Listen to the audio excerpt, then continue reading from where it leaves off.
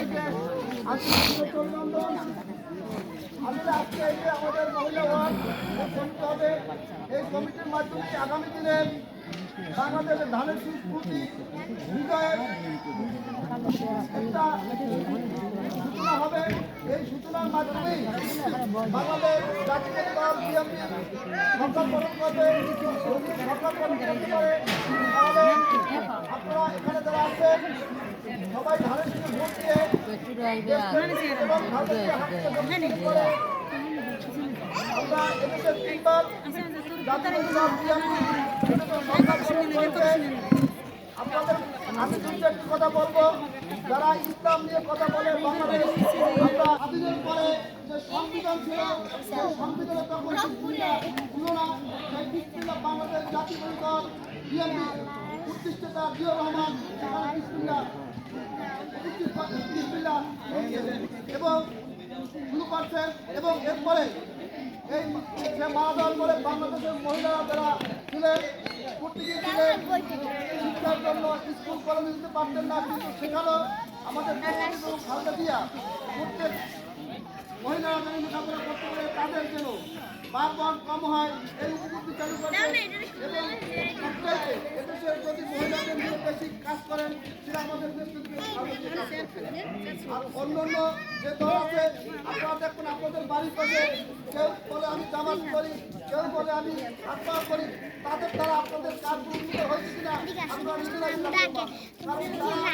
তাদের নিজের স্বার্থের ব্যাপারে তারা ইসলামকে ব্যবহার করে, তারা ইসলামকে তারা ব্যবহার করে। আমাদের সংখ্যালঘু লোকবাসী মুসলমান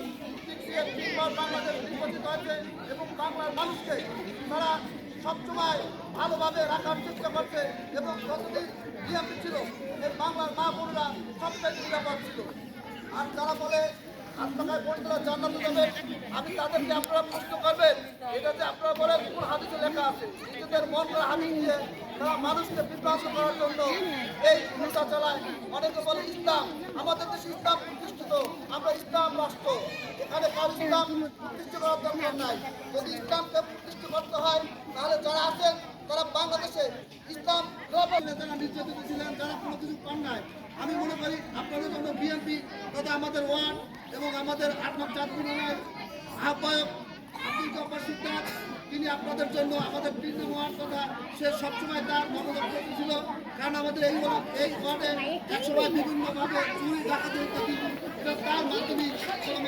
সে বেশি দিন ছিল না, 3 বছর ছিল, 3 বছরে আমাদের এটা কোনো সে রক্ষা করছে। এই চোর ডাকাত থেকে আমরা মুক্তি এবং দুর্নীতিতে পঞ্চায়েতে আমাদের বই এটা ছবি চলে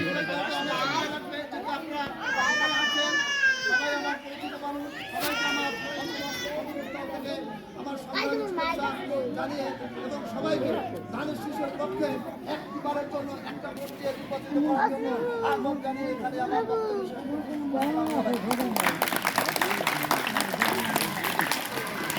আজকে খুব কষ্ট